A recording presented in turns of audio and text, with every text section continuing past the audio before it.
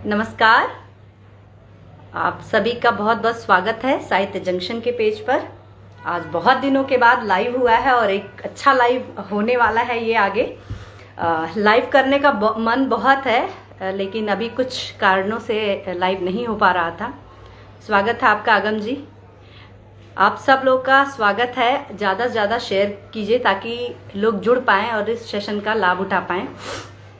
और सबसे पहले तो अगम जी को मैं बहुत बहुत धन्यवाद देती हूँ कि बहुत कम समय में उन्होंने हमारे पेज से जुड़े और हम लोग को जाना और उन्होंने आने के लिए इस पेज पर हाँ बोला कि हाँ मैं आना चाहता हूँ, मैं आप अच्छा लगेगा मुझे, मैं आऊँगा। तो ये बहुत खुशी की बात है मेरे लिए भी कि वो हमारे इस पेज पर आने के लिए तैयार थे। तो हमें बहुत अच्छा लगा। कुछ अच्छे लोगों से जुड़ना कुछ अलग तरह का सुकून देता है। तो तानसेन की नगरी रीवा मध्य प्रदेश से हैं। इनके बारे में मैं थोड़ा सा बता दूं आप सभी लोगों को। कुछ लोग तो जानते होंगे लेकिन जो नहीं जानते हैं उनको। तो रीवा मध्य प्रदेश से हैं ये, और मुंबई के एक संस्थान में मार्केटिंग और संचार में इन्होंने डिप्लोमा अर्जित किया है। और इनको आईआईटी गोवा और आईआईटी भुवनेश्वर से हिंदी पखवाड़ा में पुरस्कार से भी सम्मानित किया गया है। इनका जो पहला काव्य संग्रह है शैथिल की विवेचना, हमारे YouTube चैनल पे भी पड़ा हुआ है। एक शैथिल की विवेचना से उन्होंने एक कविता भी लिखी है, वो भी बहुत प्यारी कविता है, आप सभी लोग वहाँ भी देख सकते हैं। तो वो भी प्रकाशित होने वाला है। इनकी जो पुस्तक है शैथिल की विवेचना, हम उसको भी पढ़ेंगे और इनको ढेर सारा प्यार देंगे, क्योंकि जब कोई इंसान लिखता है और वो हमारे तक किताब के रूप में आती है तो उसका एक अलग ही रूप होता है। तो उन्होंने जब ये लिखा है तो उसमें एक जो पंक्ति लिखी है वो मैं आपके सामने पढ़ना चाहूँगी। ये कविताएं किसी आरामदायक कुर्सी पर बैठकर मेज की आड़ पर नहीं लिखी गई हैं। एक कविता को मैंने चौराहे की गुहार मारते देखा तो दूसरी कविता खचाखच भरी हुई मुंबई की लोकल ट्रेन में भी पल्लवित हुई।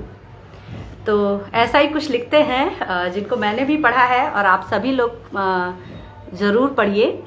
तो हम एक बार अगम जी से को जोड़ने की कोशिश करते हैं। सर, आप मुझे एक बार रिक्वेस्ट डाल दीजिए और तब तक सभी लोग शेयर कर दीजिए ताकि हम लोग ज़्यादा से ज़्यादा लोग इससे लाभान्वित हो सकें। मैं भी शेयर कर ही देती हूँ जी।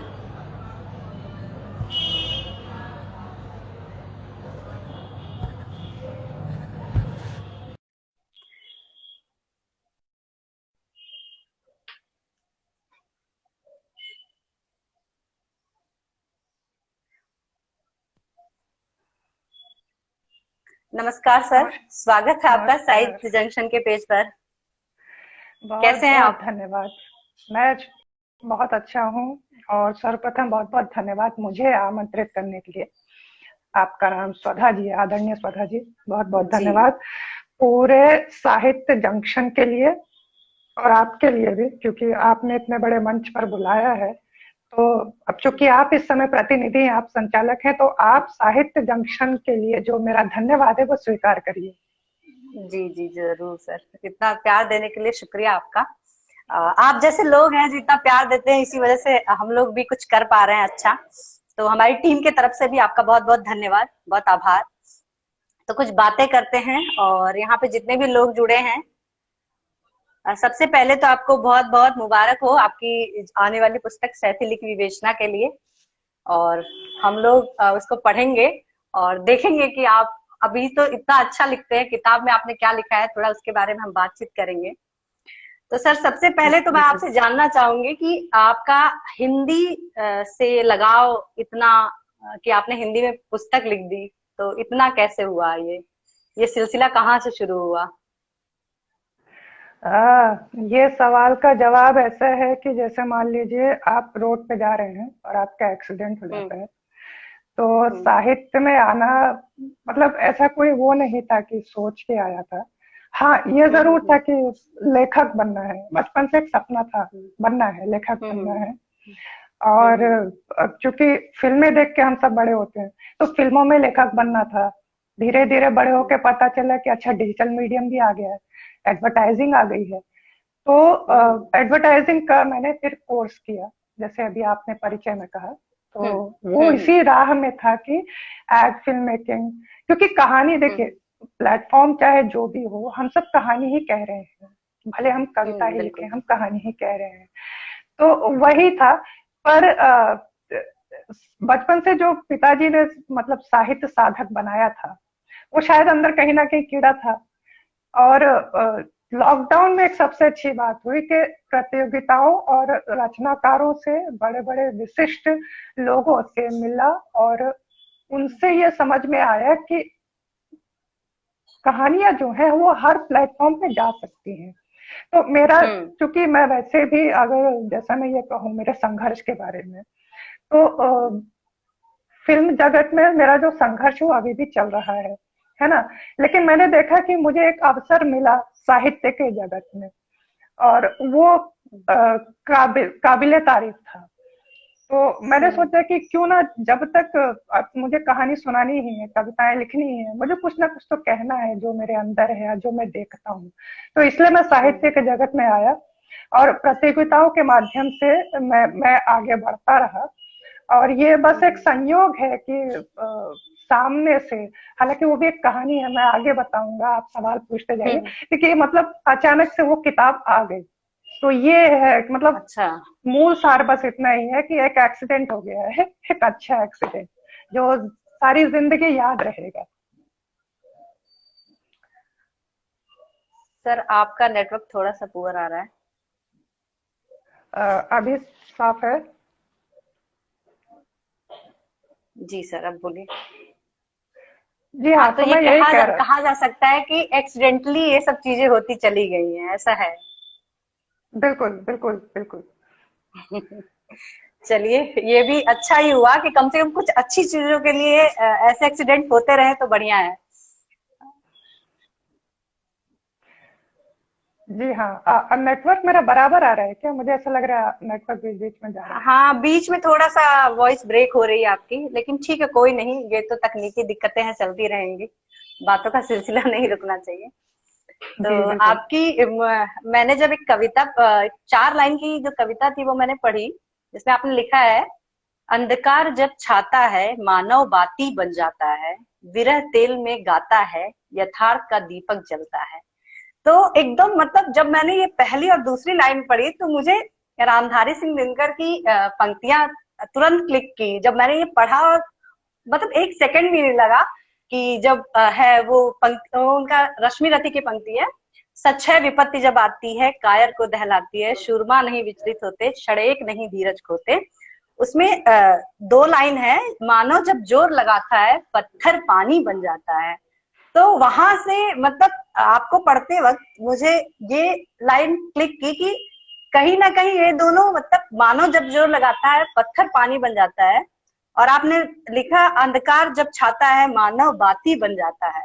बात ही तो बन दोनों जाता है। मतलब मुझे इतना अच्छा लगा कि एक इतना बड़ा लेखक, अ, और आप आज लिख रहे हैं, आज के दौर में आज की समस्याओं के बारे में लिख रहे हैं, आज की चीजों में लिख रहे हैं, और उस समय का लेखक जब वो लिख के चला गया है और उसी पैटर्न पे आप कुछ अच्छा लिख रहे हैं जिस लोग पसंद कर रहे हैं, तो ये मुझे बहुत अच्छा लगा कि रामधारी सिंह दिनकर जी के बाद अगर इतनी अच्छी कविता मैंने पढ़ी है तो आपकी कविता पढ़ी है। तो बहुत अच्छा लगा मुझे आपको पढ़ के, और अब आपसे मिल के रूबरू होके तो अच्छा लग ही रहा है। तो सर आपके फैमिली में कोई ऐसा नहीं था जो लिखता था, मतलब पिताजी या फिर बैकग्राउंड ऐसा कुछ नहीं था लिखने का? बिल्कुल, ये बिल्कुल सच बात है। मेरे परिवार से किसी का भी साहित्य से या हम्म। फिल्म इंडस्ट्री से या लेखन से कोई लेना देना नहीं है। हाँ, हम्म। कॉलेज के दिनों में पिताजी रंगमंच किया करते थे, नुक्कड़ नाटक किया करते थे कॉलेज के दिनों हम्म। में। हम्म। पर हम्म। चूंकि तब भी और आज भी ये दुर्भाग्य है कि रंगमंच या नुक्कड़ नाटक या जो कला है वो अभी भी पैसों के मामले में कमजोर है, मतलब जिसे हम बिल्कुल बिल्कुल। नजरअंदाज नहीं कर सकते। तो उस वजह से, और चूंकि पिताजी का परिवार मतलब है तो मेरा भी परिवार, जो पिताजी का परिवार है वो काफी बड़ा है। तो उस हम्म। वक्त बड़े भाई होने के नाते उनका जो था कि वो उन्होंने एक ऐसा क्षेत्र चुन लिया कि वो जहाँ पैसा कमा सके। पर चूंकि वो जो अनुभव था थोड़ा सा, वो बेटे के अंदर आ गया। तो हाँ, मैंने मतलब अच्छा। जितना मैंने जिया है साहित्य को, आप कह सकते हैं उस हिसाब से कि हाँ, हमारे परिवार से किसी का कोई लेना देना नहीं है। नहीं है। चलिए, ये तो बहुत अच्छी बात है कि आप पूरा परिवार से लेना देना नहीं है, लेकिन आप इस दिशा में अच्छा काम कर रहे हैं और ऐसे ही आगे करते रहिए। तो आज कल के जो लेखक हैं या जो पाठक हैं, तो आप उनको किस नजरिए से देखते हैं? आपका एक अलग, जैसे जिस टाइम जैसे लोग इस समय लिख रहे हैं, वैसे आप उन लोगों को किस तरह से देखते हैं जो भी आज की डेट में लोग लिखते हैं या पढ़ते हैं? देखिए, आज की डेट में लिखने वाले लोग तो बहुत सारे हैं और वो सब आदरणीय हैं, चाहे वो फिर हम्म। चेतन भगत हो या नीलोत्पल मृणाल जी हो, कोई भी भाषा हो। मृणाल जी। मेरे हिसाब से जो लिखने वाले हैं और जो पढ़ने वाले हैं, दोनों ही लोग अभी एक एक्सपेरिमेंट से गुजर रहे हैं। वो बात, हाँ, ये सच हो सकती है कि जो नई वाली हिंदी, आपके सवाल का जो अगर हम मूल सार निकालें तो हम वहां जा रहे हैं जिसको नई वाली हिंदी कहते हैं। नई वाली हिंदी के जो भी लेखक हैं और जो पाठक हैं, ये लोग अभी बस पढ़ना चाहते हैं। क्योंकि देखिए, अगर हम उनके दृष्टिकोण से देखें जो जिन इन लोगों के लिए लिख रहे हैं, तो आप ये पाएंगे कि ज्यादातर लोगों ने स्कूल की 10वीं कक्षा में या 12वीं कक्षा में हिंदी पढ़ी थी। खुद मेरे घर में भी जो बिल्कुल। मेरी बहन है, जो इंजीनियर है, उसने भी आखिरी बार हिंदी 10वीं क्लास में लिखी थी। और ऐसे कई लोग हैं जो हिंदी को लिखना छोड़ चुके हैं। तो आप सोचिए पढ़ा कब होगा। हम तो चलिए बिल्कुल। रचनाकार हैं, आप हैं, हम हैं, ये लोग लिख रहे हैं, तो ऐसे में ऐसे पाठकों की संख्या ज्यादा है।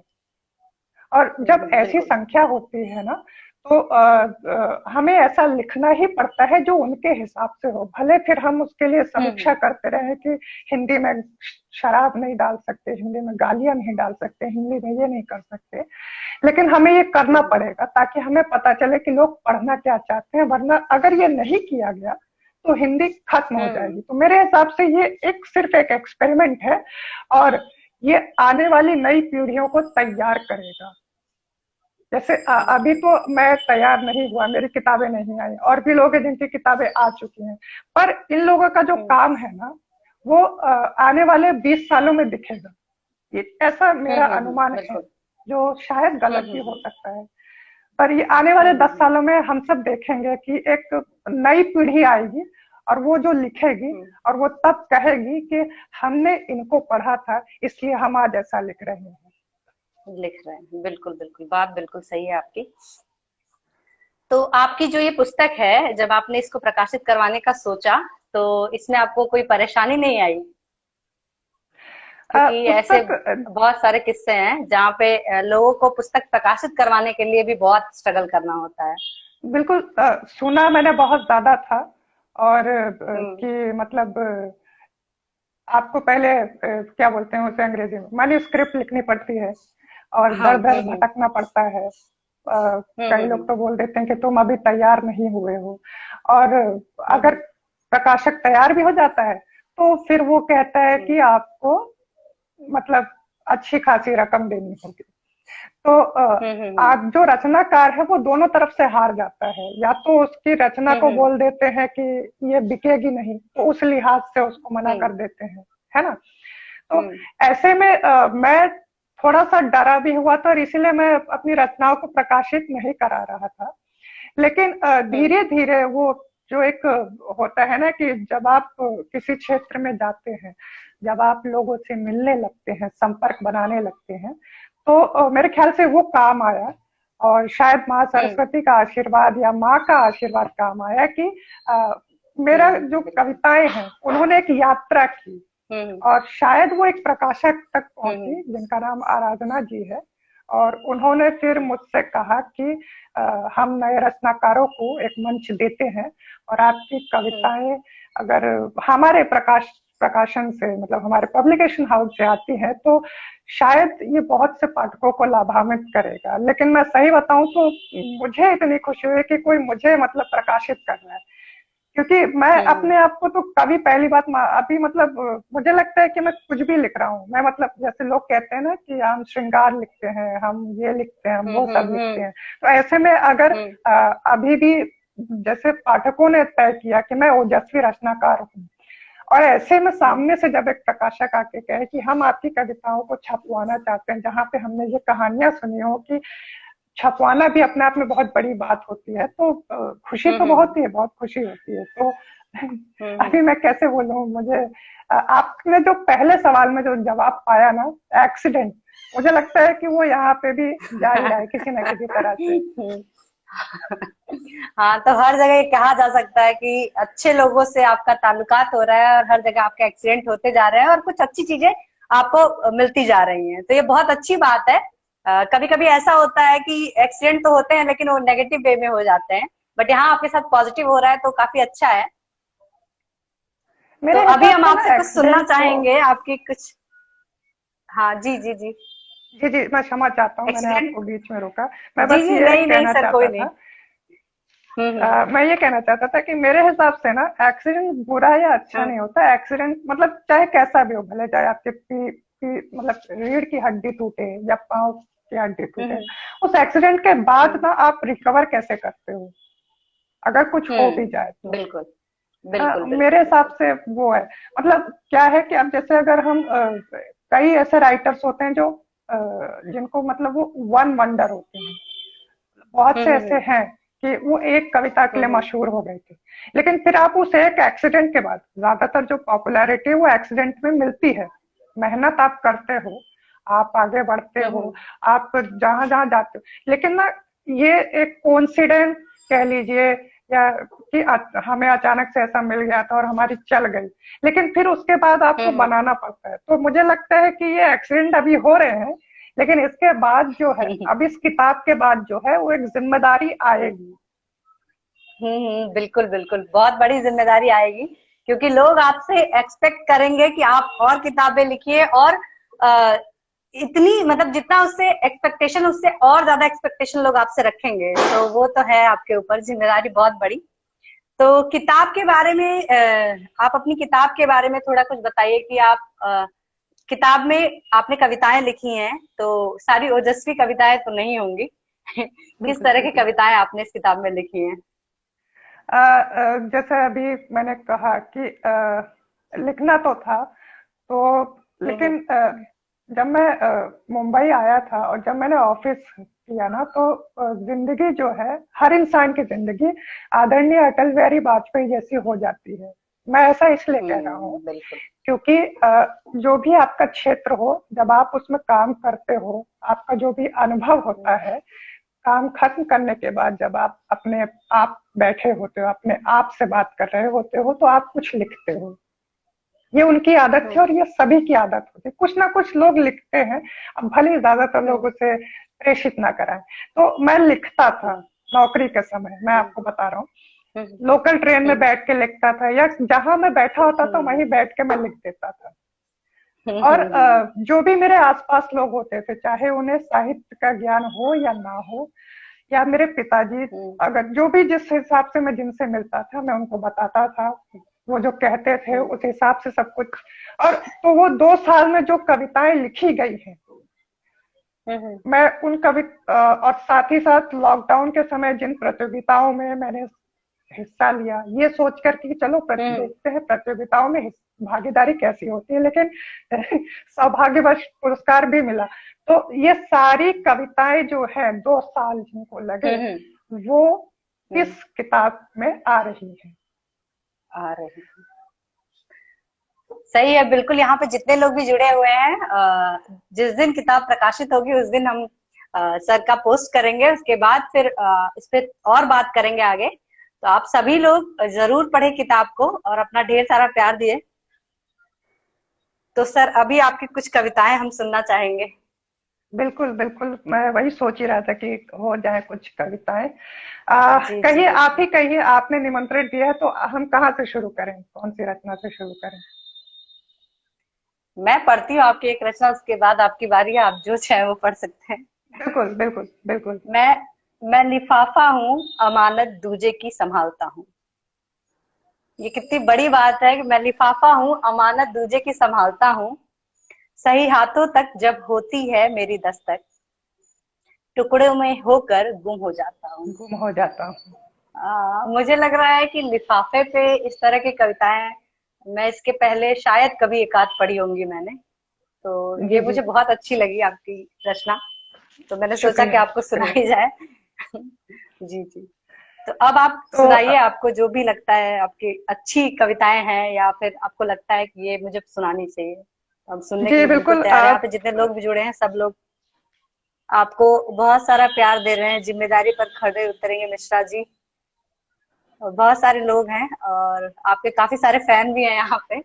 तो सब लोग वेट कर रहे हैं, तो हम सुनते हैं। जी। चलिए ठीक है। अब आपने बहुत अच्छी कविता से, मतलब क्षणिका कह लीजिए, या शायद शायरी के परिवार में खड़ी होती है, जो वहां से आपने बिल्कुल। शुरुआत की। मैं आपको एक वो कविता सुनाना चाहता हूँ, क्योंकि कल 8 मार्च है, कल अंतर्राष्ट्रीय नारी बिल्कुल। दिवस है। मन तो मैं सोच दिवस है। रहा हूँ कि मैं वहीं से शुरुआत करता हूँ, पहले नारी पे ही बोल देते हैं, फिर उसके बाद बहुत सारी कविताएं तो बिल्कुल है ही। तो बिल्कुल। पहली रचना जो मैं आप सबके समक्ष रख रहा हूँ वो है नारी है झुलसेगी दिन भर। इस कविता को सुनते हैं और इसके बाद इसकी पृष्ठभूमि पर हम बात करेंगे। जी। दबी है चीख इधर, दबी है चीख इधर, पड़ी है बेसुध होकर, मिली है उड़ान किधर, नारी है झुलसेगी दिन भर। वो क्या बसेगी तीनों लोक में, वो क्या बसेगी तीनों लोक में, जिसका सदियों से निज निवास अधर में। वो क्या बसेगी तीनों लोक में, जिसका सदियों से निज निवास अधर में। वो क्या जाएगी मंदिर मस्जिद में। मंदिर और मस्जिद सुनते ही हम सबके सामने वो चित्र आता है कि कैसे औरतों को सबरीमाला में जाने के लिए लड़ना पड़ता है, कैसे आज भी औरतों को बिल्कुल मस्जिद में बिल्कुल। जाने के लिए लड़ना पड़ता है। बिल्कुल बिल्कुल। और सिर्फ जाने के लिए तो एक लंबी लड़ाई है, बल्कि कई मंदिरों, मस्जिदों, चर्चों में तो जिसे हम रिचुअल्स बोलते हैं, वो कराने का काम औरतों का है ही नहीं। वहां बिल्कुल तो मतलब पितृसत्ता बहुत हावी है। तो कम शब्दों में सुनिए कि वो क्या जाएगी मंदिर मस्जिद में, जो पकाती है रोटी उत्पीड़न की अंगीठी में। बहुत खूब। हो भूख वासना की। हम्म। अब ये जो पंक्तियां हैं ये उनके लिए हैं जो नारी को अपने सांचे में ढालने की कोशिश करते हैं। ऐसे लोगों को चेतावनी देने की जरूरत है कि हो भूख वासना की, तो बनाते मेनका उर्वशी। हो भूख वासना की, बहुत तो सही। बनाते बिल्कुल बिल्कुल। मेनका उर्वशी। उर्वशी। प्रेम पुष्प पल्लवित तो करो, प्रेम पुष्प पल्लवित तो करो, पुष्प वो पल्लवित तो बनेगी करो। तुम्हारी जानकी। हो भूख बहुत खूब। वासना की, तो बनाते मेनका उर्वशी। प्रेम पुष्प पल्लवित तो करो, वो बनेगी तुम्हारी जानकी। नारी। बाँच बाँच लो पांडुलिपियां सारी की सारी, हम्म। बाँच लो पांडुलिपियां सारी की सारी, जो भी है तुम्हारे पास, कुरान बाइबल जो भी है। बिल्कुल। फिर भी ना ज्ञात होगा कितनी सुंदर होती है नारी। बहुत बाँच लो पांडुलिपियां सारी की सारी, फिर भी ना ज्ञात होगा कितनी सुंदर होती है नारी। सुंदर होती है नारी। क्या देखते हो इसके देह की कलाकृति, क्या देखते हो इसके देह की कलाकृति। इसी के कोख से जन्मी है सृष्टि हमारी, इसी के कोख से जन्मी है सृष्टि हमारी। क्या कहने, बहुत सुंदर रचना है, बहुत सुंदर रचना है। और 1 मिनट को ऐसा लगा है कि मतलब, क्योंकि एक स्त्री होके जो आपने अभी, एक पुरुष होके आपने जो लिख दिया, वो स्त्री होके मैं उस चीज को महसूस करती हूँ। और ये बहुत ही सुंदर रचना है, और इतनी सुंदर है कि अ, समझ ही नहीं आ रहा, इस पे शब्द ही नहीं है मेरे पास कि मैं इस पे क्या बोलूं। क्योंकि ये जो आपने लिखा है ये बहुत ही सटीक तथ्य है, जिसको सिर्फ महसूस किया जा सकता है। इसको लिखने का तो मतलब हम हिम्मत नहीं कर सकते, इसलिए नहीं कर सकते क्योंकि ये चीज इतनी ज्यादा है, इतनी ज्यादा हमारे, जब से हम पैदा होते हैं और जब तक हम मरते नहीं है तब तक वो चीज हमें दबाने के लिए वो चीजें चलती रहती हैं। वो चाहे बिल्कुल ऑफिस हो या फिर घर हो या फिर कुछ भी हो, कोई छोटी से छोटी जगह हो, कोई लड़की ऊंची आवाज में बात कर दे तो घर वाले कहते हैं ये तुम्हारे संस्कार नहीं है, तुम इस तरह बिल्कुल से बोल रही हो, बिल्कुल। कोयल जैसी मीठी आवाज होनी चाहिए तुम्हारी। कई बार मेरे साथ ऐसा हुआ है कि मुझे बोला गया है कि तुम्हारी आवाज बहुत कर्कश है, ऐसी मधुर आवाज लड़कियों की नहीं, मतलब ऐसी कर्कश आवाज लड़कियों की नहीं होती है, तो नहीं हो सकती। मधुर बोला करो। क्योंकि लोग उम्मीद ही नहीं करते हैं कि लड़कियां भी आगे बढ़ सकती हैं, लड़कियां भी कुछ कर सकती हैं। लोगों को लगता ही नहीं है, कि नहीं लगता है कि ठीक है इन लोगों का काम तो घर तक ही है, घर तक ही सिमट के रह सकती हैं। बिल्कुल बिल्कुल बिल्कुल। बहुत ही सुंदर रचना है सर। स्त्री के बारे में मैं तो स्त्री हूँ तो मैं तो बोल ही सकती हूँ, बट आपका क्या ख्याल है, आपको क्या लगता है कि इस समय क्या स्त्रियों की दशा है, क्या चीजें हैं? मेरे हिसाब से मौजूदा जो समय है, हम दिखावे के लिए स्त्री पे ज्यादा बात करते हैं। बहुत। क्योंकि हम्म। देखिए, अगर आप चाहे जिस भी संस्कृति से आते हो, अगर आप भारत देश की संस्कृति से भी आते हैं, आप हिंदू हैं, आप जैन हैं, आप हम्म। बातें मत करिए कि देवी की पूजा होती है, आप करके दिखाइए। हम्म। छोटी छोटी चीजों से हो बिल्कुल। सकता है, शुरुआत बिल्कुल छोटी रखिए। हम्म।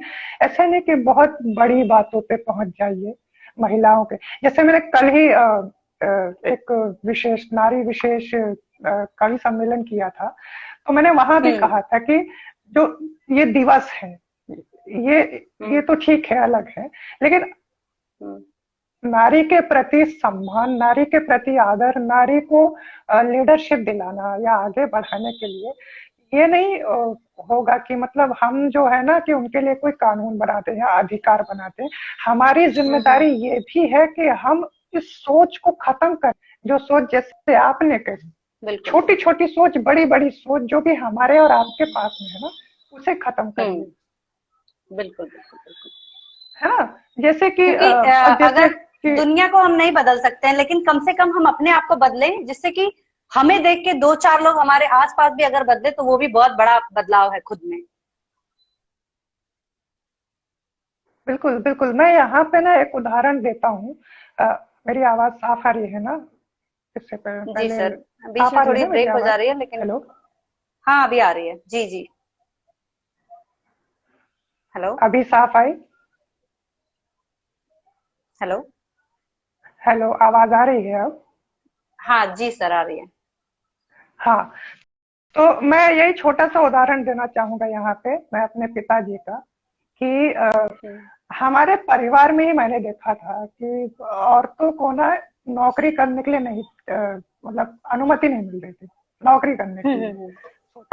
हम्म। और उस समय ये हालात थे कि जो जिन स्त्रियों को रोका जा रहा था, उनके जो पति हैं, तो वो हम्म। मतलब आर्थिक तौर पर मजबूत नहीं थे और आज भी नहीं है। लेकिन हम्म। हम, मेरे पिताजी ने एक लड़ाई लड़ी और उन लड़कियों को के लिए बस इतना कहा कि इनको पढ़ने दीजिए, इनको नौकरी करने दीजिए। हम्म। क्योंकि भविष्य की कल्पना आप लिंग के आधार पर नहीं कर सकते कि ये कर सकता है, ये बिल्कुल। नहीं कर सकती। तो और वो बिल्कुल सही हुआ। आज भी जो वो जो परिवार हैं जिनमें जिन स्त्रियों के लिए मेरे पिताजी ने लड़ाई लड़ी, वो ही ज्यादा मजबूत है, वो स्त्रियां, वो आगे निकल गई। बिल्कुल बिल्कुल। तो ये सब कुछ जो है ना, ये तभी खत्म होगा जब तक हम अपने परिवार, हम अपने अपने परिवार से शुरू करें। हम अगर बड़ी बिल्कुल बड़ी बिल्कुल। वो डिबेट करते रहेंगे ना, तो नहीं होगा। नहीं होगा उससे तो कुछ। जितना, ये तो जितनी बिल्कुल मेरी सही समझ बात है है। मैं उतना ही बता पा रहा हूँ। अगर मैं कुछ कम नहीं ज्यादा सर, बोल रहा ये हूँ तो बिल्कुल सही, भूल चूक नहीं नहीं, कीजिए। ये बिल्कुल सही बात है, ये बिल्कुल सही बात है कि परिवर्तन हम दुनिया में या संसार में नहीं कर सकते हैं इतना जल्दी, लेकिन हम कम से कम अपने घर के लोगों में, अपने लोगों में बदलाव कर सकते हैं, ताकि हम आगे जो भी जनरेशन आ रही है हम उसको और बेहतर बना सकें। उन लोगों के दिमाग से ये चीजों को मिटा सकें जो अभी चल रही हैं, जो हमारे पीढ़ियों ने हमें दे दी हैं। तो हमें खुद बदलना पड़ेगा। और ये सब लेक्चर या संगोष्ठियां, ये सब तो बस एक माध्यम है कि उस चीज को और ज्यादा प्रमोट करने का, कि हाँ आप करिए करिए करिए, बेटी बचाओ बेटी पढ़ाओ। मतलब इतनी सारी चीजें चलती हैं कि मतलब पहले ही तुम बता दोगे बेटी बची नहीं है, तुम बस उसको बचाओ फिर पढ़ाओ। ऐसे ऐसे टैग लाइन दिए जाते हैं जिसका मतलब वास्तविकता से कोई लेना देना नहीं है। और ये बहुत बिल्कुल। मतलब मुझे ये पर्सनली, अब हो सकता है कि बहुत सारे लोगों को बेटी बचाओ बेटी पढ़ाओ अभियान बहुत अच्छा लगता हो, अभियान में भी अच्छा हो सकता है, लेकिन जो टैग लाइन है वो मुझे पर्सनली नहीं पसंद है। मैं किसी और का नहीं कर सकती, लेकिन मुझे वो पसंद नहीं है। क्योंकि ये सब चीजें आप खुद सोचो ना, आप सरकार हो और आप इसी चीज को बोलो बेटी बचाओ। क्यों बेटी बचाओ भाई? बेटियां बची हुई हैं। बेटी पढ़ाओ आप ठीक है, लेकिन बेटी बचाओ क्यों? आप ऐसे क्यों प्रमोट कर रहे हो? तो फिर तो आपको पता है कि ये चीजें हो रही हैं, उसके बाद भी आप उसी चीज को प्रमोट करने में लगे हुए हो। जबकि विडंबना ये है कि नारी तो शक्ति होती है। भगवान राम ने बिल्कुल। जो रावण से लड़ाई लड़ी थी वो अधूरी थी जब तक शक्ति नहीं थी। अगर हम शक्ति को ही कमजोर बताएं, उसे बचाने की बात करें, तो इसका बिल्कुल मतलब कि बिल्कुल हम नारी का सशक्तिकरण नहीं कर रहे हैं, हम उसको और कमजोर कर रहे हैं। बिल्कुल बिल्कुल। तो हम आगे बढ़ते हैं अब इसी को लेते हुए, और आपकी दूसरी रचनाएं सुनते हैं। शुक्रिया कवि, हम कवि हैं हम, जो भी हैं, आपका नाम नहीं पता है मुझे, लेकिन शुक्रिया आपका। और यहाँ पे जितने लोग भी जुड़े हैं, आप सभी का बहुत बहुत आभार। सब लोग आपको बहुत सारा प्यार दे रहे हैं सर, सब लोगों को आपकी रचनाएं बहुत पसंद है। मैंने मैं बहुत आभारी हूँ सबका। डालती हूँ तो है कि आपकी कविताएं क्योंकि बहुत लोग पढ़ते हैं आपको, और बहुत लोग आपको लाइक शेयर ये सब चीजें बहुत लोग करते हैं, आपको बहुत ज्यादा लोग प्यार देते हैं। मैं भी मैं मतलब मैं इसके मेरे पास ना इसका कोई जवाब नहीं है, लेकिन हाँ जी ये जी सच जी है बिल्कुल। कि जो हम्म प्रतिक्रिया है अच्छी मिल रही है, और हम्म किताब के लिए भी अच्छी प्रतिक्रिया मिल रही है, क्योंकि पहली किताब मतलब अब आप दिव्य प्रकाश दुबे तो है नहीं, हम वो सब तो है नहीं, लेकिन फिर भी जो प्रतिक्रियाएं हैं पहली किताब को मिल रही हैं, तो मुझे लग रहा है कि अच्छा तो होने वाला है, कुछ अच्छा होने वाला है, देखते हैं कितना अच्छा होता है। दोबारा एक्सीडेंट, अच्छा एक्सीडेंट होने वाला है उसको लेके ही आगे बढ़ते हैं। तो चलिए मैं आपको दूसरी रचनाएं सुना देता हूँ बिना समय गवाए। बिल्कुल बिल्कुल अब चूंकि बिल्कुल पुस्तक सर। पे बात हुई है तो मैं शैथिल्य की भी रचना सुना देता हूँ। उससे पहले जो अभी हमने इतना कुछ चर्चा किया ना नारी पर, हम्म। ये जो रचना लिखने के पीछे की जो वजह है ना, इसकी वजह सिर्फ इतनी है, जैसे आपने दिनकर जी के बारे में कहा, जो आपने बिल्कुल हम्म सही कहा कि हम्म वो इस तरह से लिखते थे। और हम्म ये भी एक पॉइंट मैं ऐड करता हूँ कि मैं भी उनको पढ़ता हूँ बाकी पाठकों की तरह।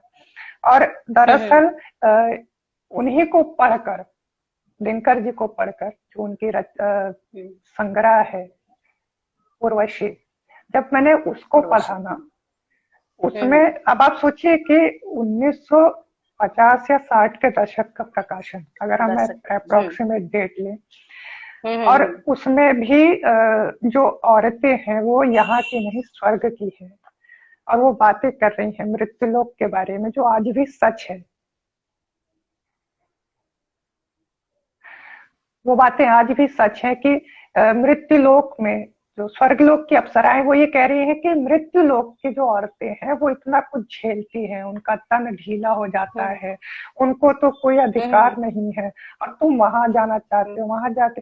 तो सोचिए वो इतना मुझे वो यहाँ दिल में चुभा कि जब उस जमाने में लिखी गई बातें अभी तक लोगों को समझ में नहीं आ रही है, तो मुझे लगता है फिर से लिखना चाहिए, कोशिश करनी चाहिए, भले कोशिश हम्म अच्छी हो बुरी हो। मेन मुद्दा ये है कि कम से कम नारी पे लोग बात तो करेंगे, यहाँ भी मेरी ये बिल्कुल कविता जाएगी, कम से कम लोग बात बिल्कुल करेंगे। तो वो उर्वशी को बिल्कुल। पढ़कर मैंने लिखा है, और हम्म। मैं समझता हूँ कि अगर मेरा प्रयास सफल हो जाएगा किसी दिन, तो मुझे बहुत खुशी होगी कि नारी मतलब आगे बढ़ जाएगी। मेन मुद्दा तो वही है कि नारी आगे बढ़े, रचनाएं तो सफल असफल बिल्कुल होती रहेंगी। बिल्कुल बिल्कुल बिल्कुल। आगे जो आपको मैं रचना सुनाना चाहता हूँ, जी चूंकि जी। शैथिल की विवेचना पुस्तक का नाम है, तो वही रचना मैं आप हम्म। सबको सुना देता हूँ। जो जी। साहित्य जंक्शन, जिसके लिए मैं साहित्य जंक्शन को धन्यवाद भी अर्पित करता हूँ कि इन्होंने मेरा वीडियो धन्यवाद अपने सर। यूट्यूब चैनल पे प्रेषित किया। धन्यवाद सर। तो ये रचना जो है, इसके बारे में बस छोटी सी बात यही है कि हिंदी हम्म पखवाड़ा में, आईआईटी भुवनेश्वर हम्म के हिंदी पखवाड़ा में कविता लेखन प्रतियोगिता में इस कविता को तृतीय पुरस्कार मिला था। और लॉकडाउन में लिखी गई कविता थी, इसलिए इसका शीर्षक शैथिल्य की विवेचना है, क्योंकि शक्ति है। कई महीनों से मैंने कोई रचना लिखी नहीं थी और अचानक से हम्म ये रचना मैंने लिखी। 4 महीने बाद मैंने पहली बार ये कविता लिखी थी। तो वो हम्म जो शैथिल्य आ गया था, शीतलता जो आ गई थी, उस पर ये रचना थी। तो आप सबके समक्ष जो इस रचना की खूबसूरत बात ये भी है कि ये शिव तांडव स्रोत से प्रेरित है। अब आप लोग ढूंढिए कहाँ है, हम्म। वरना मैं तो बताऊंगा ही। बिल्कुल बिल्कुल। तो मैं शुरू करता हूँ, अगर आप सबकी इजाजत हो। कि उस रस में तुम पगे नहीं, उस रस में तुम पगे नहीं अनुराग। अनुराग। जी। जी जी जी उस जी। रस में तुम पगे नहीं, अनुराग में भीगे नहीं, विवेचन हो शैथिल्य का, आप में भी बल नहीं। हृदय डमरू है प्रेम का, हृदय डमरू है प्रेम का, ओ प्यारे ये प्यार करे डमक डमक मन निनाद। ओ प्यारे ये प्यार करे डमक डमक मन निनाद। ओ प्यारे ये गर्जन है ओजपूर्ण दृश्य है चकार चंड तांडव।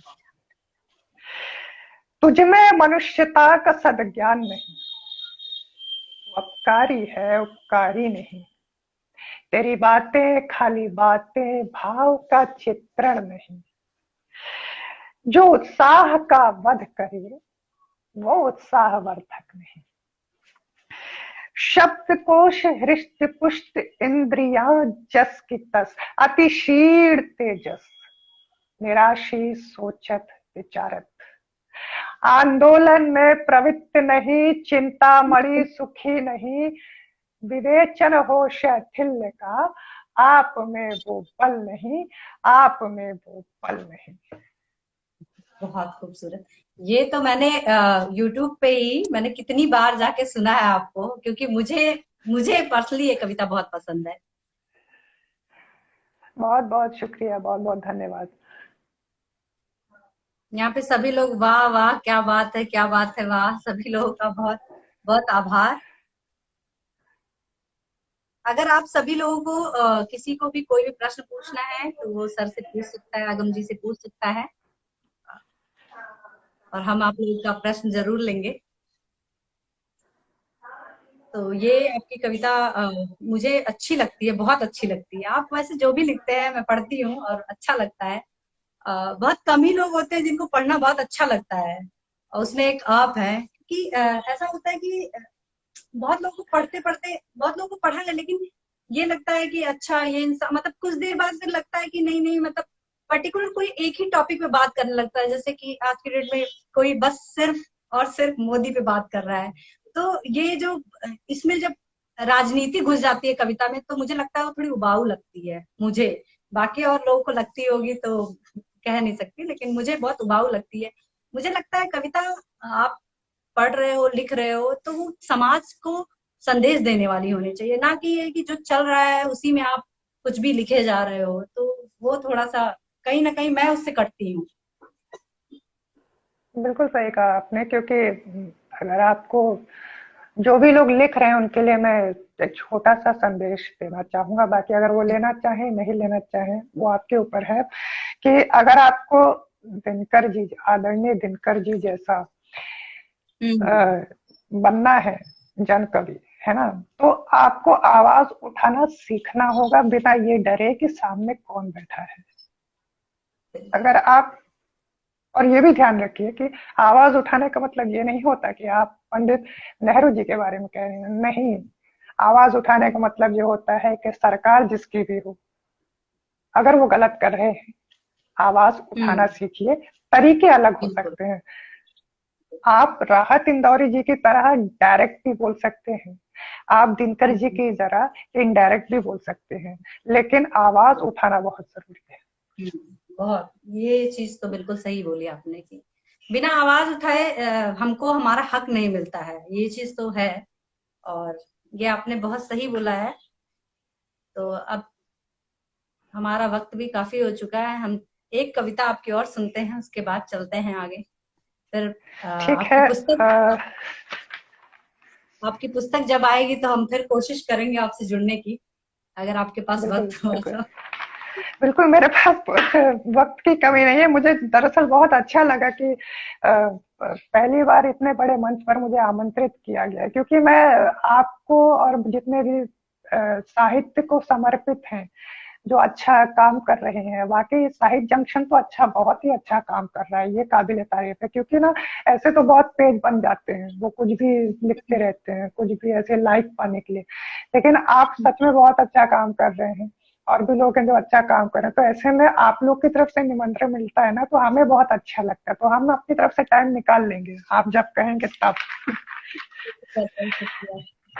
तो मैं एक रचना जो आपको सुनाना चाहूंगा, वैसे तो बहुत सारी सुनाना चाहता था मैं भी, पर लगता है बातों में सारा वक्त निकल गया है, तो एक काम करते हैं, वो रचना सुनाता हूँ जो मेरी खुद की, मतलब मेरी फेवरेट है।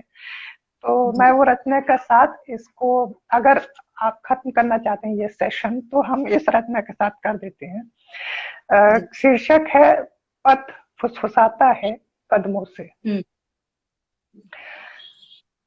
पथ फुसफुसाता है कदमों से, हम्म। रुकना नहीं मेरे बंधु रे, चिंता किस बात की ओ प्यारे, जीता वही जो धीरज बांधे। माफी चाहूंगा। पथ फुसफुसाता है कदमों से, रुकना नहीं मेरे बंधु रे, चिंता किस बात की ओ प्यारे, जीता वही जो धीरज बांधे। माटी से बना है, हम्म। माटी में मिलना है,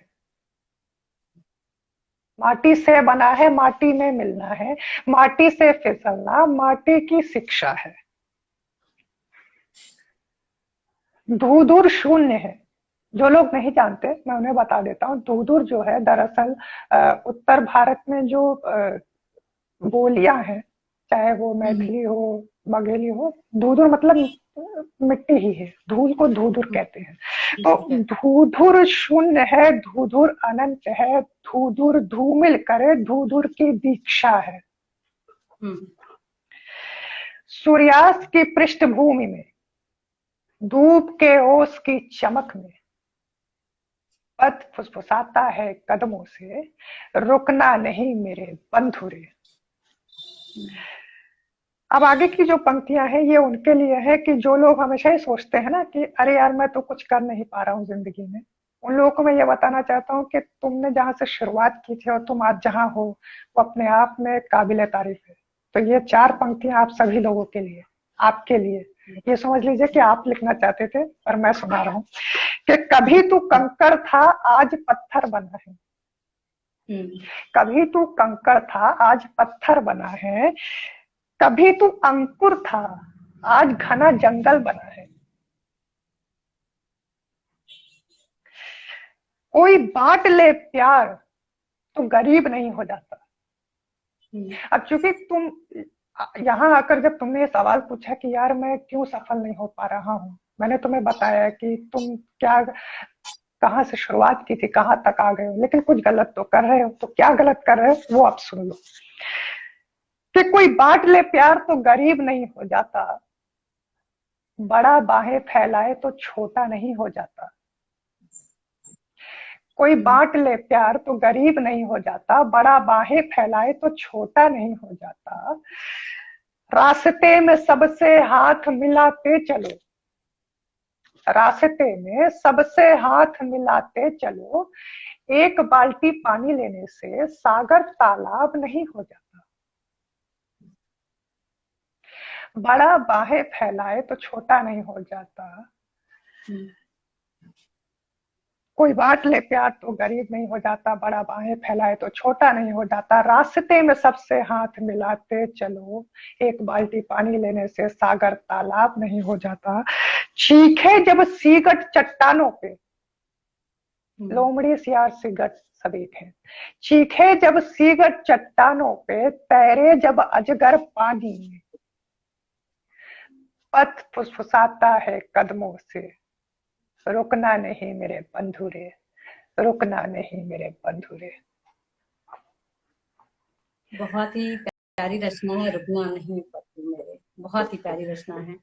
बहुत बहुत इसमें धन्यवाद। वही है कि मतलब मुझे भी यही लगता है कि हार मानने जैसा कुछ नहीं है, क्योंकि तुम्हारे जज्बे के आगे, तुम्हारे जोश के आगे, मतलब जो फेल्योर होता है वो सब कुछ भी नहीं है। अगर तुमने फिर से ठान लिया और फिर से तुम आगे बढ़ने की कोशिश कर रहे हो, तो बहुत सारी चीजें ऐसी होती है जो पॉजिटिव होती चली जाती हैं और हम आगे फिर से बढ़ते हैं। ऐसा नहीं है कि एक बार हम गिर गए, बचपन में भी तो हम गिरते थे फिर उठ के चलने लगते थे, तब हमें मतलब कोई भी संभालने भी नहीं आता था। हम दोस्तों को दिखाने के चक्कर में उड़ जाते थे, अच्छा नहीं नहीं मुझे चोट नहीं लगेगी, घर जाके भले रो ले, लेकिन वहां पे उस टाइम पे हम उड़ जाते थे। तो ये हाँ चीज बिल्कुल। है कि हाँ बचपन, लेकिन अब हम बड़े हो गए हैं तो हमें समझदारी इतनी हो गई है कि हम गिर जाते हैं तो हम उठना ही नहीं चाहते हैं कि नहीं नहीं मतलब रहने दो, हम गिरे ही हैं ठीक है, और हम शायद गिरे ही रहेंगे। लेकिन ऐसा नहीं होता है। उठना मतलब अपने आप में विश्वास करना होता है कि आप अपने आप में कितना विश्वास करते हो। बिल्कुल सही कहा आपके आपने कि वो बचपन वाली जो आदत है ना, वो हमने कहीं पीछे छोड़ दी है। बचपना ही पीछे छोड़ दिया, आदत पीछे छोड़ना तो स्वाभाविक है। बिल्कुल बिल्कुल। ठीक है सर, फिर हम अगली बार फिर आपसे रूबरू होंगे आपकी पुस्तक आने पर, और जरूर सूचित करिएगा जब भी आपकी पुस्तक आ रही है। अभी एग्जैक्टली बिल्कुल। डेट नहीं पता है लोगों को, तो हम उस पर बात मैं करेंगे। बस यही बीच में रोकने के लिए मैं क्षमा चाहता हूँ। मैं जी यही खुशखबरी देना चाहता था। आपने बहुत अच्छे समय पे ये लाइव सेशन किया, क्योंकि आज जिस समय हम बात कर रहे थे, इसी समय या शायद कुछ ही देर में किताब का आवरण पृष्ठ का लोकार्पण होने वाला है। तो मुबारक हो। ये बहुत अच्छा चलिए कोइंसिडेंस है। साहित्य जंक्शन में आना आपका बहुत शुभ रहा है, और मैं बिल्कुल साहित्य बिल्कुल। जंक्शन मानूंगी कि ये खुशखबरी हम लोगों को सबसे पहले सुनने को मिली है। बिल्कुल बिल्कुल।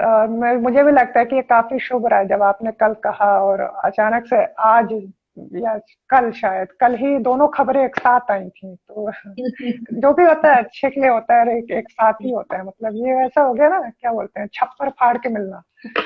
हाँ, सोने पे सुहागा हो गया कह सकते हैं। और बहुत अच्छा लगा सर आपसे बात करके। और चलिए हम किताब आपको, आपकी किताब को पढ़ेंगे और आगे उसे शेयर भी करेंगे। तो फिर जुड़ते जुड़ते हैं, फिर आपकी किताब अब तो आ ही गई है, तो कुछ दिनों बाद फिर हम लाइव करते हैं, फिर जुड़ते हैं आपसे।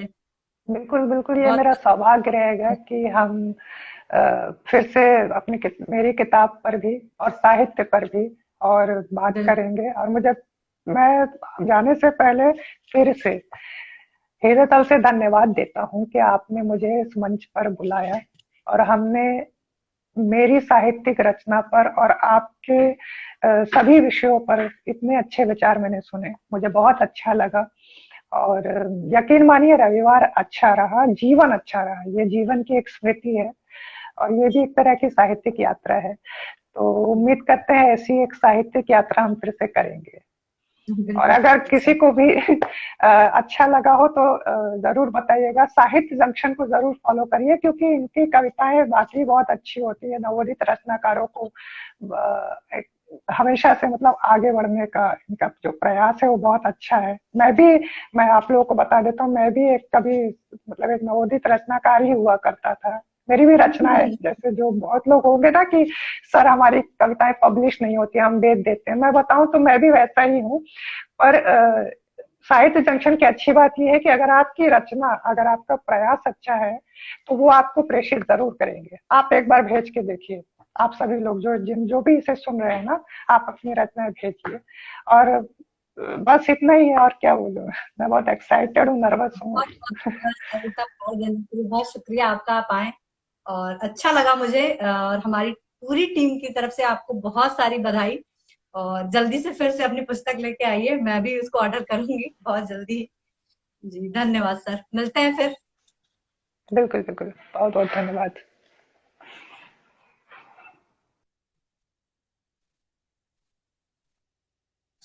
तो अगम जी से हम लोगों ने बात किया, और आप कवि हैं हूँ मैं। आपका भी बहुत बहुत, आप लगातार तब से जुड़े हैं, मैं आपको देख रही हूँ, आपका नाम मुझे नहीं पता है।